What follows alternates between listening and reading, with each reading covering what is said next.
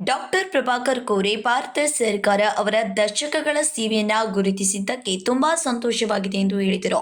ಅವರು ಈ ಪ್ರಶಸ್ತಿಯನ್ನ ಕೇಲಿ ಸೊಸೈಟಿ ಅವರ ಸಿಬ್ಬಂದಿ ಸದಸ್ಯರು ಮತ್ತು ತಮ್ಮ ಪ್ರಯಾಣದುದ್ದಕ್ಕೂ ತಮ್ಮನ್ನ ಬೆಂಬಲಿಸಿದ ಮತ್ತು ಆಶೀರ್ವದಿಸಿದ ರೈತ ಸಮುದಾಯಕ್ಕೆ ಅರ್ಪಿಸಿದರು. ಶಾಲೆಗಳು ಮತ್ತು ಆಸ್ಪತ್ರೆಗಳ ಕೊರತೆ ನನ್ನನ್ನು ತೊಂದರೆಗೊಳಿಸಿತ್ತು. ಡಾಕ್ಟರ್ ಕೋರೆ ಅವರು ಚಿಕ್ಕೋಡಿ ತಾಲೂಕಿನ ಅಂಕಲ್ಗಿ ಗ್ರಾಮದಲ್ಲಿ ಜನಿಸಿದರು ಮತ್ತು ಕನ್ನಡ ಮಾಧ್ಯಮ ಶಾಲೆಯಲ್ಲಿ ಶಿಕ್ಷಣ ಪಡೆದರು ಎಂದು ಹೇಳಿದರು. ಗ್ರಾಮೀಣ ಉತ್ತರ ಕರ್ನಾಟಕದ ಶೈಕ್ಷಣಿಕ ಸೌಲಭ್ಯಗಳ ಕೊರತೆ ನನ್ನನ್ನು ಯಾವಾಗಲೂ ತೊಂದರೆಗೊಳಿಸಿತ್ತು. 1983ರಲ್ಲಿ ಕೇಲಿ ಸೊಸೈಟಿಯಲ್ಲಿ ಅಧಿಕಾರ ವಹಿಸಿಕೊಂಡ ನಂತರ ನಾನು ಉತ್ತರ ಕರ್ನಾಟಕ, ಇಡೀ ಕರ್ನಾಟಕ ಮತ್ತು ಮಹಾರಾಷ್ಟ್ರದಾದ್ಯಂತ ಶೈಕ್ಷಣಿಕ ಸೇವೆಗಳನ್ನು ವಿಸ್ತರಿಸಿದ್ದೇವೆ ಎಂದು ಅವರು ಹೇಳಿದರು. ಈ ಪ್ರದೇಶದಲ್ಲಿ ವೈದ್ಯಕೀಯ ಸೌಲಭ್ಯಗಳು ಸಹ ವಿರಳವಾಗಿದ್ದು, ಜನರು ಚಿಕಿತ್ಸೆಗಾಗಿ ಮುಂಬೈನಂತಹ ಮಹಾನಗರಗಳಿಗೆ ಪ್ರಯಾಣ ಬೆಳೆಸಬೇಕಾಗಿತ್ತು ಎಂದು ಅವರು ಹೇಳಿದರು. ನಾನು ಜನರ ಮನೆ ಬಾಗಿಲಿಗೆ ಆರೋಗ್ಯ ಸೇವೆಯನ್ನ ತಲುಪಿಸಲು ಕೆಲಸ ಮಾಡಿದ್ದೇವೆ. ಇಂದು ನಾವು ಗೋಕಾಕ್, ಚಿಕ್ಕೋಡಿ, ಅಂಕೋಲಾ ಮತ್ತು ಪುಣೆಯಲ್ಲಿ 5,000ಕ್ಕೂ ಹೆಚ್ಚು ಹಾಸಿಗೆಗಳನ್ನು ಹೊಂದಿರುವ ಆಸ್ಪತ್ರೆಗಳನ್ನು ನಿರ್ವಹಿಸುತ್ತೇವೆ. ನಮ್ಮ ಸುಮಾರು 90 ವರ್ಷ ಹಳೆಯ ಆಯುರ್ವೇದ ಕಾಲೇಜು ದೇಶದಲ್ಲಿ 2ನೇ ಅತ್ಯುತ್ತಮ ಎಂದು ಗುರುತಿಸಲ್ಪಟ್ಟಿದೆ. ಈ ಪ್ರಶಸ್ತಿಯು ನಾನು ಸಮಾಜಕ್ಕೆ ಸಲ್ಲಿಸಿದ ಸೇವೆಗೆ ದೊರೆತ ಮುನ್ನಡೆಯಾಗಿದೆ ಎಂದು ಅವರು ವಿವರಿಸಿದರು. ಡಾಕ್ಟರ್ ಕೋರೆಯವರು ಯಾವುದೇ ಪ್ರಶಸ್ತಿಗಳನ್ನು ನಿರೀಕ್ಷೆ ಪಟ್ಟಿರಲಿಲ್ಲ ಮತ್ತು ಎಂದಿಗೂ ಅರ್ಜಿ ಸಲ್ಲಿಸಿರಲಿಲ್ಲ. ಭಾರತ ಸರ್ಕಾರ ತನ್ನ ಕೆಲಸವನ್ನು ಗುರುತಿಸಿ ನನ್ನನ್ನು ಗೌರವಿಸಿತ್ತು. ಇದು ಅಚ್ಚರಿ ಉಂಟು ಮಾಡಿದೆ ಎಂದು ಹೇಳಿದರು. ರಾಜಕೀಯ ಪಕ್ಷಗಳ ನಾಯಕರು ಅವರನ್ನ ಅಭಿನಂದಿಸಿದ್ದಾರೆ ಎಂದು ಹೇಳಿದರು. ಕೇಂದ್ರ ಸಚಿವರಾದ ಕುಮಾರಸ್ವಾಮಿ, ಪ್ರಹ್ಲಾದ್ ಜೋಶಿ ಮತ್ತು ವಿ ಸೋಮಣ್ಣ, ಮಾಜಿ ಮುಖ್ಯಮಂತ್ರಿ ಬಸವರಾಜ ಬೊಮ್ಮಾಯಿ, ರಾಜ್ಯಸಭಾ ಸದಸ್ಯೆ ಸುಧಾಮೂರ್ತಿ, ಸುತ್ತೂರು ಶಿವರಾತ್ರಿ, ದೇಶಿಕೇಂದ್ರಿ ಸ್ವಾಮೀಜಿ ಮತ್ತು ಹಲವಾರು ಶಾಸಕರು ವೈಯಕ್ತಿಕವಾಗಿ ಕರೆ ಮಾಡಿ ತಮ್ಮ ಶುಭಾಶಯಗಳನ್ನು ತಿಳಿಸಿದರು. ಭಾರತವು ವಿಶ್ವದ 4ನೆಯ ಅತಿದೊಡ್ಡ ಆರ್ಥಿಕತೆಯಾಗಿ ಹೊರಹೊಮ್ಮಿರುವುದರಿಂದ ಅದು ಅಪಾರ ಅವಕಾಶಗಳನ್ನು ನೀಡುತ್ತದೆ ಎಂದು ಡಾಕ್ಟರ್ ಕೋರೆ ಹೇಳಿದರು. ನೀವು ಪ್ರಾಮಾಣಿಕವಾಗಿ ಕೆಲಸ ಮಾಡಿದರೆ ಯಶಸ್ಸು ಅನಿವಾರ್ಯ. ಪ್ರಶಸ್ತಿಗಳು ಅಥವಾ ಅಧಿಕಾರದ ಏಕೈಕ ಉದ್ದೇಶದಿಂದ ಕೆಲಸ ಮಾಡಬೇಡಿ. ನೀವು ಪ್ರಾಮಾಣಿಕರಾಗಿದ್ದರೆ ಮನ್ನಣೆ, ಸಂಪತ್ತು ಮತ್ತು ಅಧಿಕಾರವು ಸ್ವಯಂಚಾಲಿತವಾಗಿ ನಿಮ್ಮನ್ನು ಹಿಂಬಾಲಿಸುತ್ತದೆ. ನಾನು ಇದಕ್ಕೆ ಜೀವಂತ ಉದಾಹರಣೆ ಎಂದು ಅವರು ಯುವಕರಿಗೆ ಹೇಳಿದರು. Kannada school, and today the government had recognized my work, and they gave me Padma Shri. I'm really thankful to them, and this credit goes to my Keli family, and plus my farmers, where they always stood behind me, and even today also I am first liking is my farmer, so that is goes to them also. To whom would you like to dedicate this honor? Your family, KLE Society, or KLE Society plus farmers.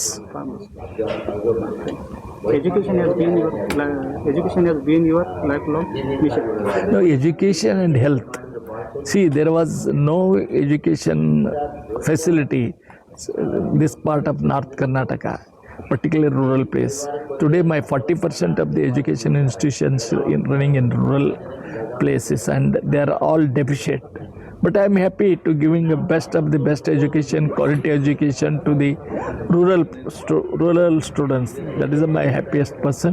Today, you find a rural, ordinary person's daughter, son become engineer, doctors. They are working. Their economy is now very good. Otherwise, they are very bad. Financially is very bad. Today, they are really doing very well. And this is my work where I have satisfaction myself. What message would you like to show the young Indians who want to serve the society, education and public? Education and health. Today we are running almost more than 5,000 bedded hospital in Belgaum, Gokak, Chikkodi, and Belgaum South, Ankola. Now next month we are inaugurating 1,000 bed in Hubli. Already we are working 300 bed in Pune also. In Maharashtra, there is a Chandigarh Taluka, there is no medical facilities, where I started a hospital there. Thank you, sir. Thank you. ಇನ್ನು doctor Prabhakar Kore ಅವರ ಪುತ್ರಿ doctor ಪ್ರೀತಿ ದೊಡ್ವಾಡ್ ಅವರು ಮಾತನಾಡಿ ತಮ್ಮ ಸಂತೋಷವನ್ನು ವ್ಯಕ್ತಪಡಿಸಲು ಪದಗಳು ಸಾಲದು. ಇಂದು ನಮಗಿಂತ ಸಂತೋಷವಾಗಿರಲು ಯಾರೂ ಸಾಧ್ಯವಿಲ್ಲ. ನಾವು ಯಾವಾಗಲೂ ನಮ್ಮ ತಂದೆಯನ್ನು ಮೆಚ್ಚಿದ್ದೇವೆ. ಶಿಕ್ಷಣ ಮತ್ತು ಆರೋಗ್ಯ ಸೇವೆಗೆ ಅವರ ಕೊಡುಗೆಗಳು ಅಪಾರ. ನಿನ್ನೆಯಷ್ಟೇ ಕೇಲಿ ಸೊಸೈಟಿ ಅಧ್ಯಕ್ಷರಾಗಿ 42 ವರ್ಷಗಳ ಕಾಲ ಸೇವೆ ಸಲ್ಲಿಸಿದ ನಂತರ ಅವರು ರಾಜೀನಾಮೆ ನೀಡುವ ನಿರ್ಧಾರದಿಂದ ನಾವು ದುಃಖಿತರಾಗಿದ್ದೇವೆ. ದೇವರು ನಿನ್ನೆ ನಮಗೆ ದುಃಖವನ್ನ ಮತ್ತು ಇಂದು ಅಪಾರ ಸಂತೋಷವನ್ನು ಕೊಟ್ಟನು ಎಂದು ಅವರು ಹೇಳಿದರು. सेंट्रल गवर्नमेंट, मैं तो उनको धन्यवाद करना चाहूँगी कि उन्होंने मेरे पापा की मेहनत को, जो इन्होंने इतने साल का काम किया है, उस सबको ध्यान में रखते हुए उनको ये अवार्ड दिया है. तो हम बहुत खुश हैं इसके लिए और उनका पूरा धन्यवाद करते हैं. और इससे ज़्यादा खुशी की बात हम फैमिली मेम्बर्स के लिए कुछ भी नहीं है. 2 बार विश करने के लिए हाँ, कैसा लगता है? जब से न्यूज़ आई है तब तो घर पूरा भर गया है. Well wishers, reporters, family members, सबके साथ फ़ोन्स तो बजना बंद ही नहीं हो रहे. तो यही उन्होंने इतने साल में जो कमाया है, यही है जो रिश्ते उन्होंने कमाए हैं, जो सबके साथ उन्होंने अच्छे से संबंध रखे, यही उन्होंने पूरी ज़िंदगी में कमाया है. घर में कैसा है वातावरण, क्या है? अभी तो मतलब इतनी खुशी हो रही है और हमको समझ नहीं आ रहा है हम कैसे सेलिब्रेट करें या क्या ऐसा करें कि हम उनको स्पेशल फील करवाया. या पर अभी तो इतने लोग हैं आसपास कि उनकी वजह से ही ऐसे एक वातावरण, जैसे कोई एक फेस्टिवल की तरह वातावरण होता है, वैसे हो गया है. पूरे सर ने एजुकेशन सेक्टर में और हेल्थ सेक्टर में बहुत अचीवमेंट किया. Now you are being elected as a member of this. So how that legacy will go on to this? So I think he believes that the next generation should come in. He should train us, prepare us for the future. And we were actually kindly disheartened that he has stepped down, because he was at the helm of affairs and it was very easy. We just used to go to him and say this problem and he would give us a solution. So now he says ki it's high time we learn, we do things and take him as our guru and then go forward in life. Thank you. Thank you. तो doctor Prabhakar कोरे साहब को जो आज पद्म भूषण मिला है, मैं उनको कॉन्ग्रेचुलेट करता हूँ, उनको, उनके कुटुंब को, पूरी केली संस्था को. डॉक्टर प्रभाकर कोरे साहब ये सिर्फ उनको ही नहीं, सिर्फ उनके कुटुंब ही नहीं, लेकिन पूरे बेलगाम ज़िले को एक ये अवार्ड मिला जैसा है.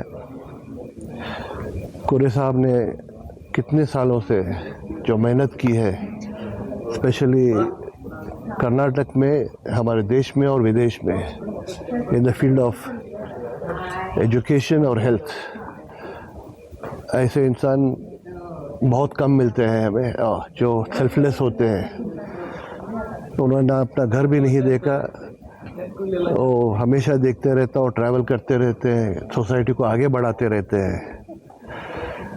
और जैसे आप जानते होंगे कि बेलगाम ज़िले में ये पहले इंसान है जिसे पद्म भूषण मिला है. तो ये हमारे सबके लिए एक गौरव की बात है. पार्टियां अलग होती है, सभी अलग होता है, लेकिन जब इंसान अच्छे होते हैं, जब सबसे मिल के रहते हैं, तो एक इंसान ही अलग होते हैं. वैसे प्रभाकर साहब हैं, एक हमारे फैमिली के एक सीनियर मेंबर जैसे हैं. हम जब भी हैं, किसी भी चीज़ का अगर कुछ काम रहा तो उनसे आके एडवाइस लेते हैं. वो बेलगाम सिटी के लिए एक पितामह जैसे हैं. मैं उनका शुक्रिया अदा करता हूँ और सभी बेलगाम सिटी के वासियों की तरफ से दिल से उनका धन्यवाद कहता हूँ कि उन्होंने जितना भी किया है एजुकेशन फील्ड में और हेल्थ के फील्ड में, वो जितना भी किया है वो कम है. और भी आगे बढ़ते जाए और भी आगे चलते रहे. बहुत बहुत धन्यवाद. Bureau report UK19 news Belagavi.